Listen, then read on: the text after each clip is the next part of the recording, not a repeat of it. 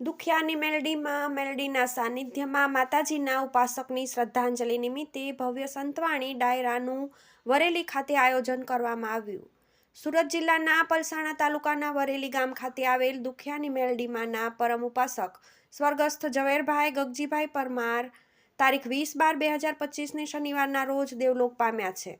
સ્વ ઝવેર બાપાની શ્રદ્ધાંજલિ તથા ઉત્તર કારજ નિમિત્તે ભવ્ય સંતવાણી ડાયરો તેમજ દશાના ભજન તારીખ 28/12/2025ને રવિવારે રાત્રે 9 કલાકે રાખેલ છે. સંતવાણીના આરાધક રામદાસ ગોંડલિયા તથા સાહિત્ય કલાકાર કાળુભાઈ રાવળ ભજનોની તેમજ માતાજીના ગુણગાનની રમઝટ બોલાવશે તથા તારીખ 29/12/2025ને સોમવારે પાણી ઢોર રાખેલ છે.